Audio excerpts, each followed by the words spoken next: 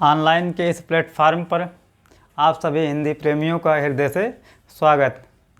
मैं MP sir आप लोग को आज इस वीडियो में बिहार शिक्षक भर्ती के पाठ्यक्रम के बारे में बताऊंगा कि किसी भी विषय का पाठ्यक्रम क्या होता है, कैसे हम कम समय में अच्छी तैयारी करें जिससे हमारे नियुक्ति का मार्ग प्रशस्त हो, हमको कम समय में नियुक्ति मिल जाए।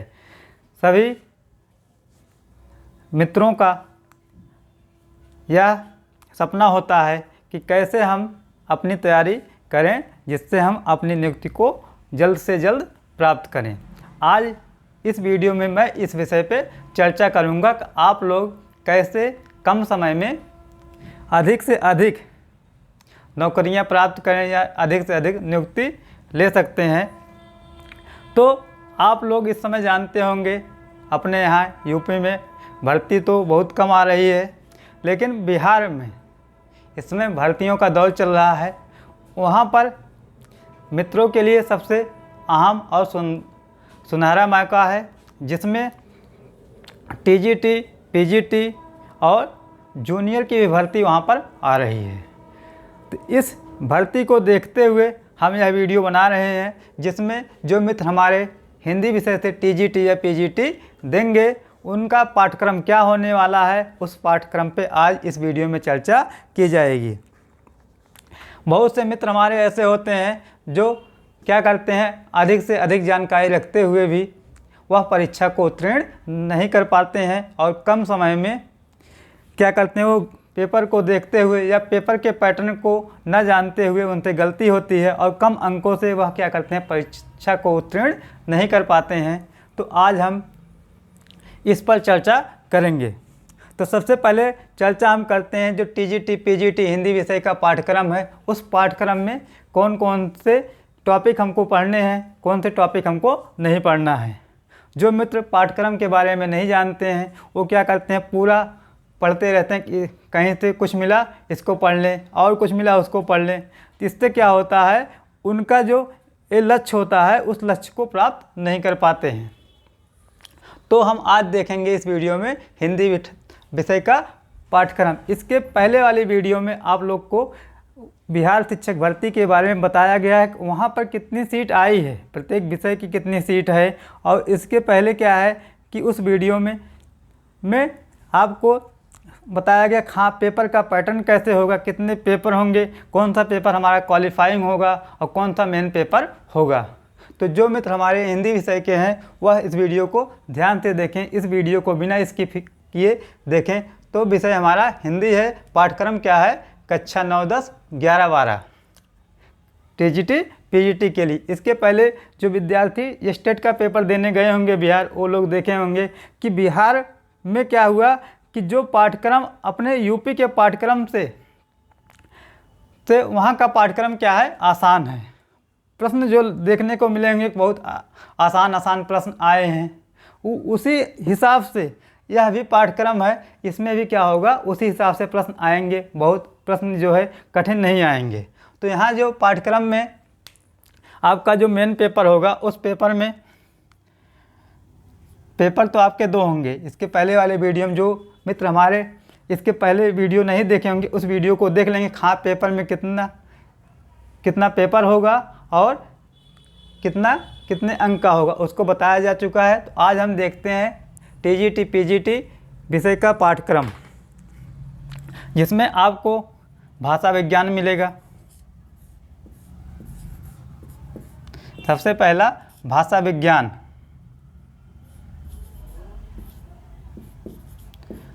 तो भाषा विज्ञान में जो प्रश्न आएंगे आपके 8 से 10 प्रश्न यहाँ से आएंगे। आप पिछले समय का पेपर देख लीजिए जो आपका अगस्त में हुआ था, उस पेपर में देखिए कि आपका जो है 8 से 10 प्रश्न आपका भाषा विज्ञान से आया है। चाहे टीजीटी हो चाहे पीजीटी हो, उस पेपर में 8 से 10 प्रश्न आपके भाषा विज्ञान से हैं। और आदिकाल का जो पाठ्यक्रम है, पाठ्यक्रम आप देखिए आदिकाल में भी प्रश्न आपके लगभग 8 से 10 प्रश्न यहाँ भी आएंगे। आदिकाल में 8 से 10 प्रश्न।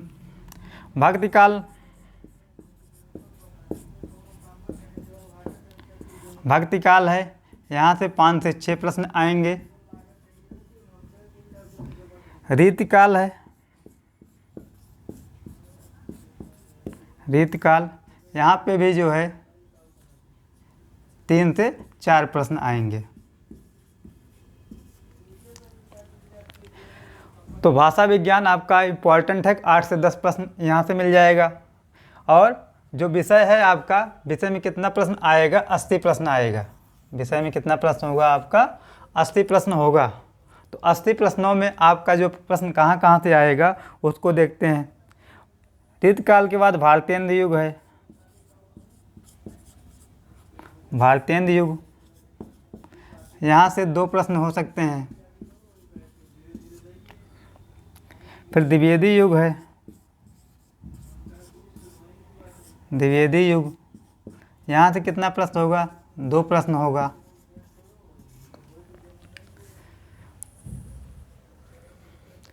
तो भाषा विज्ञान में 8 से 10 प्रश्न, आदिकाल में 8 से 10, भक्तिकाल 5 से 6 प्रश्न, रीतकाल 3 से 4 प्रश्न, भारतेंद्र युग 2 प्रश्न, द्विवेदी युग 2 प्रश्न। इसी प्रकार आगे भी पाठ्यक्रम को देखते हैं कि कौन कौन सा पाठ्यक्रम हमें पढ़ना है, कि हमें जो है व्याकरण से पढ़ना है कि नहीं पढ़ना है, कि भाषा विज्ञान को छोड़ना है, क्या छोड़ना है क्या पढ़ना है, उस चीज़ को यहाँ देखते हैं। फिर छायावाद, छायावाद से कितने प्रश्न बनेंगे? छायावाद से भी 3 से 4 प्रश्न होंगे। फिर प्रगतिवाद है।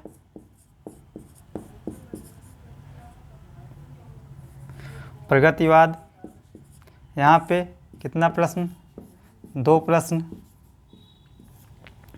प्रयोगवाद, यहाँ 2 प्रश्न। इसके बाद आपकी जो विधाएं हैं, विधाओं से कितने प्रश्न आएंगे? विधाओं में जो विधाएं हैं आपकी, विधाएं में जैसे आपका कहानी हुआ, कहानी से 4 से 5 प्रश्न। उपन्यास 5 से 6 प्रश्न। नाटक, यहाँ भी 5 से 6 प्रश्न। आलोचना, आलोचना में 2 से 3 प्रश्न आएंगे। आत्मकथा, आत्मकथा से 2 से 3 प्रश्न।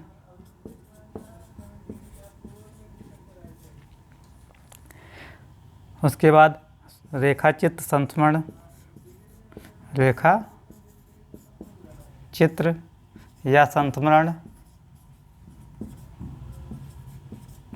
यहाँ पर कितने प्रश्न होंगे? 2 से 3 प्रश्न यहाँ पे भी होंगे।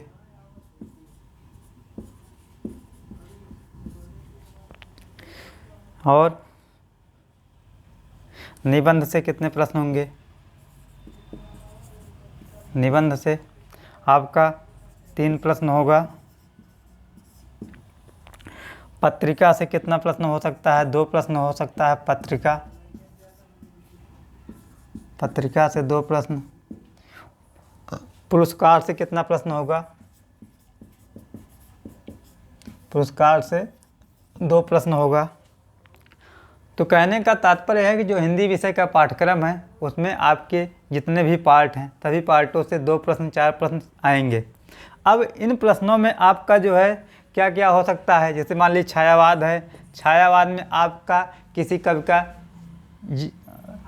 जन्मस्थान पूछ सकता है, वहाँ से पंक्ति पूछी जा सकती है। प्रश्न का जो पैटर्न कैसे होगा?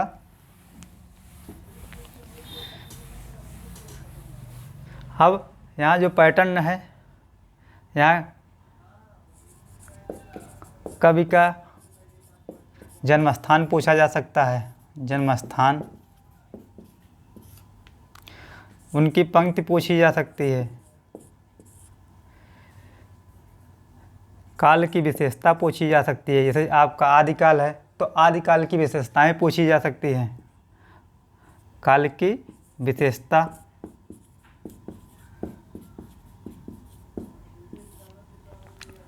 और प्रमुख कथन पूछे जा सकते हैं। प्रमुख कथन पूछे जा सकते हैं। तो आपका साहित्य की जो विधाएं हैं, जो साहित्य से प्रश्न ऐसे ही पूछा जाए, किसी कवि का जन्म स्थान पूछा जा सकता है, पंक्ति पूछी जा सकती है, कवि का उनकी जो प्रमुख रचनाएं हैं उन रचनाओं को पूछा जा सकता है, उन रचनाओं का क्रम भी पूछा जा सकता है। रचनाओं का क्रम पूछा जा सकता है। रचनाओं का क्रम पूछा जा सकता है। और जो रचनाएं हैं उन रचनाओं में कुछ रचनाओं को पढ़कर उनकी जो विशेष पंक्तियां हैं उनका अर्थ पूछा जा सकता है। और क्या पूछा जाएगा, ये तो आपका साहित्य है, साहित्य से पूछा जाएगा यहाँ से इतना प्रश्न। साहित्य के साथ आपका जो है तीसरा पार्ट इसमें बनता है वह हिंदी व्याकरण है। इस परीक्षा में हिंदी व्याकरण का भी अपना महत्व है, अपना उसका भी रोल है। जो मित्र हमारे व्याकरण में कमज़ोर हैं वो अभी से जो है व्याकरण की तैयारी करें, क्योंकि देख रहे हैं व्याकरण इसके पिछले जो पेपर अगस्त में हुआ है उस पेपर में व्याकरण भी पूछा गया है। अगर आप तैयारी करेंगे तो आपके लिए दो फ़ायदा होगा। दो फ़ायदा क्या है, अगर आप टीजीटी का भी फॉर्म डाले हैं और पीजीटी का भी फॉर्म डाले हैं, अगर आदिकाल से 5 प्रश्न बन रहा है तो 5 अगर आदिकाल से बन रहा है टीजीटी में, 5 पीजीटी में बनेगा, तो आपको कितने प्रश्नों का फ़ायदा हो जाएगा, आपको 10 प्रश्न का फ़ायदा होगा अगर आप आदिकाल को पढ़ते हैं। ऐसे भक्तिकाल पढ़ेंगे तो ये मत सोचिए केवल यहाँ से 5 ही प्रश्न पूछा जाएगा। आप दोनों को देखिए ना कि टीजीटी में भी है सिलेबस, पीजीटी में भी यही सिलेबस है, तो टोटल करिए हमारा कितना प्रश्न यहाँ से बन सकता है। तो ऐसे अगर तैयारी आप करेंगे तो आप निश्चित ही सफलता को कम समय में प्राप्त कर लेंगे। तो आगे देखते हैं हिंदी व्याकरण का जो इसका क्या रोल है। हिंदी व्याकरण, हिंदी व्याकरण में कहाँ कहाँ से प्रश्न पूछे जाएंगे। जो हमारे मित्र जो है बिहार स्टेट का पेपर देने गए होंगे तो वहाँ पे भी देखेंगे व्याकरण उसमें कम से कम 40 से 50% व्याकरण पूछा गया था। और जिन मित्रों का व्याकरण कमज़ोर था वो तो किसी तरह परीक्षा को पास हो गए, और जो मित्र जो है उनका व्याकरण मजबूत था वो अच्छा अंक प्राप्त किए हैं। इसलिए अभी समय है, आप लोग व्याकरण को पढ़ते रहिए। जिस भी मित्र की समस्या हो, व्याकरण में किसी प्रकार की समस्या हो या हिंदी में किसी प्रकार की समस्या हो, वह इस चैनल पे तैयारी कर सकता है कि कम समय में अच्छे से अच्छी तैयारी कर सकता है। तो हिंदी व्याकरण में आपका एक टॉपिक वर्णमाला है।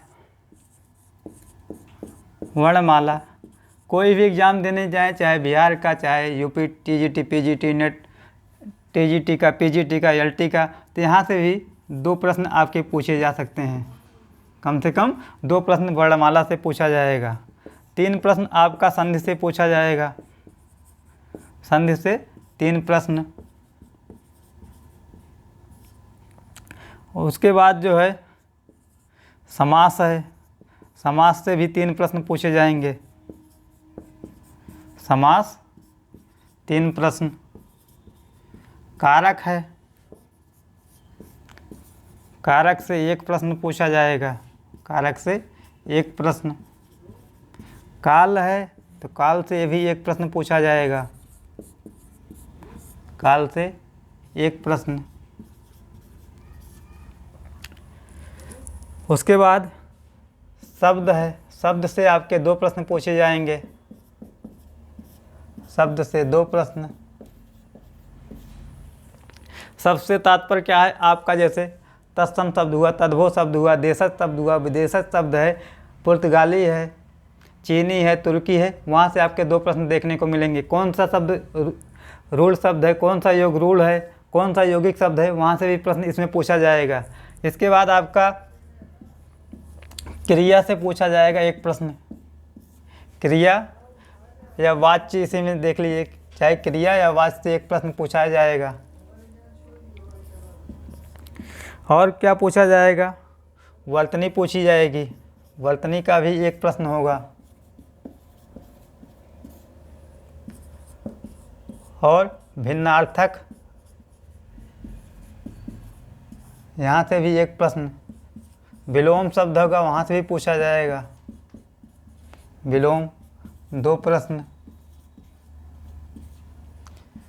पर्यायवाची, यहाँ भी 2 प्रश्न।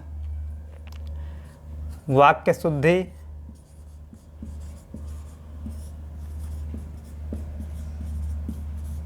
यहाँ पे भी 2 प्रश्न। तो हिंदी व्याकरण के पाठ्यक्रम में आपका वर्णमाला से 2 प्रश्न आएगा, संधि से 2 प्रश्न पूछा जाएगा, समास से 3 प्रश्न, संधि से 3, कारक से 1, काल से 1 प्रश्न पूछा जाएगा। शब्द से आपके 2 प्रश्न आएंगे, क्रिया या वाच्य से 1 प्रश्न पूछा जाएगा, वर्तनी 1 प्रश्न, और भिन्नार्थक 1 प्रश्न पूछा जाएगा, विलोम 2 प्रश्न, पर्यायवाची 2, वाक्य शुद्धि 2। इसके बाद भी देखते हैं व्याकरण से कौन कौन से प्रश्न आएंगे।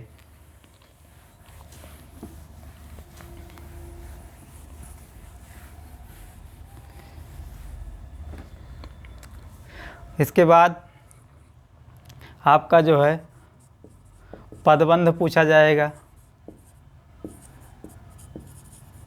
पदबंध, और मुहावरा पूछा जाएगा, मुहावरा या लोकोक्ति। पदबंध से 1 प्रश्न, मुहावरा या लोकोक्ति से 2 प्रश्न, और उपसर्ग प्रत्यय, उपसर्ग प्रत्यय, यहाँ से भी 1 प्रश्न। अव्यय पूछा जाएगा, अव्यय से 1 प्रश्न,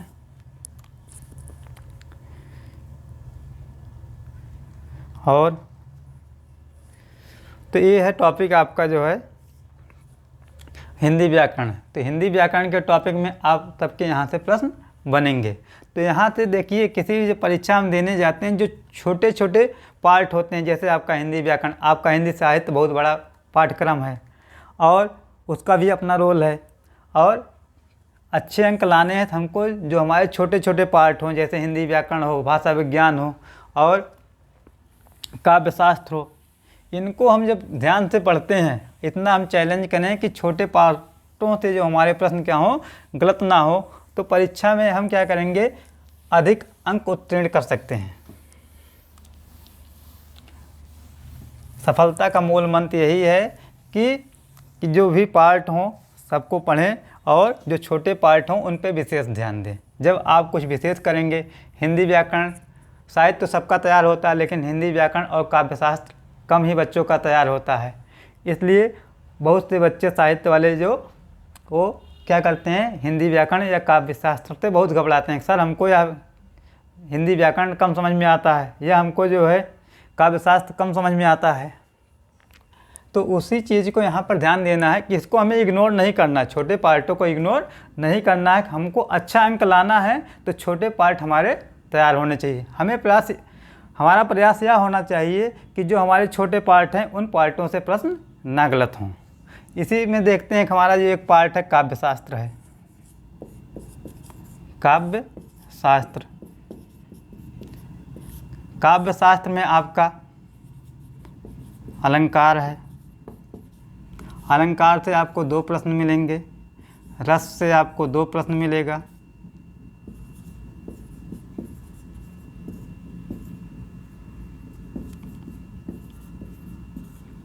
फिर छंद से आपको 2 प्रश्न मिलेंगे, और आपका एक पाश्चात्य काव्यशास्त्र है। ये तो भारतीय काव्यशास्त्र और एक पाश्चात्य काव्यशास्त्र है।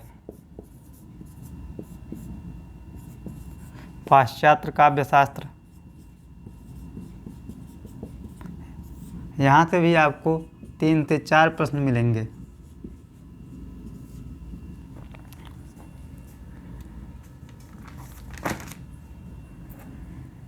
और इसमें जो है प्रमुख संप्रदाय पढ़ना है काव्यशास्त्र में, प्रमुख संप्रदाय। प्रमुख संप्रदाय में जैसे आपका क्या है, यहाँ पे भी 2 से 3 प्रश्न आएंगे।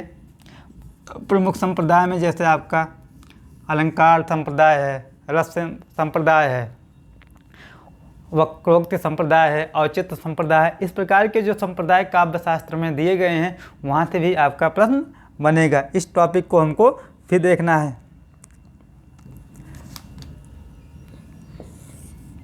तो आपके जो हिंदी पाठ्यक्रम, हिंदी विषय का पाठ्यक्रम टीजीटी पीजीटी का है, उसमें आपको भाषा विज्ञान पढ़ना है और काव्य शास्त्र पढ़ना है, हिंदी साहित्य का इतिहास पढ़ना है। क्या पढ़ना है क्या नहीं पढ़ना है उसको देख लेते हैं। तो आपको क्या क्या पढ़ना है, एक पार्ट आपका छोटा पार्ट काव्य शास्त्र पढ़ना है, दूसरा पार्ट भाषा विज्ञान पढ़ना है,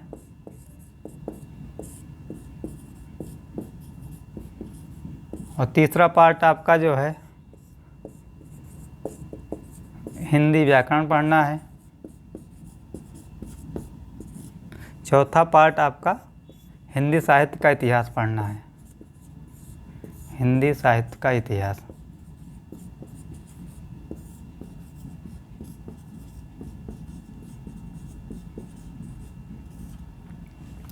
ये 4 पार्ट आपको पढ़ने हैं। यदि आप यूपी टीजीटी पीजीटी देते तो वहाँ पर आपको 6 पार्ट पढ़ने होते, जिसमें संस्कृत साहित्य और संस्कृत व्याकरण पढ़ना होता। लेकिन आपका बिहार जो परीक्षा है, इस परीक्षा में आपका ना संस्कृत साहित्य पूछा जाएगा ना संस्कृत व्याकरण पूछा जाएगा। तो आपको केवल 4 ही पार्ट पढ़ने हैं। छोटे पार्टों पर ज़्यादा ध्यान देना है, काव्य शास्त्र पर ध्यान देना है, भाषा विज्ञान पर ध्यान देना है और हिंदी व्याकरण पर ध्यान देना है। हिंदी साहित्य का जो इतिहास है, इसमें आपको बहुत ज़्यादा गहराई से नहीं अध्ययन करना है, बहुत आराम से इसको पढ़ना है और कम समय में। जैसे कुछ चीज़ें ऐसी होती कि हम क्या करते हैं, बहुत गहराई से पढ़ते हैं और जब पेपर देने जाते हैं वह प्रश्न आपको नहीं मिलता है कि बहुत आसान से प्रश्न मिल जाते हैं।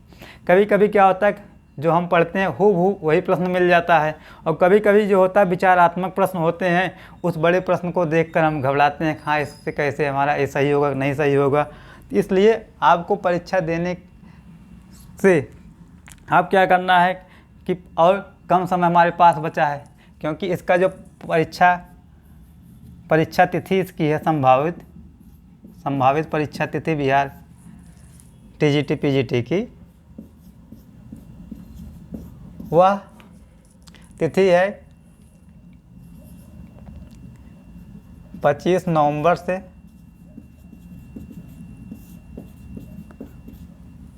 10 दिसंबर के बीच में।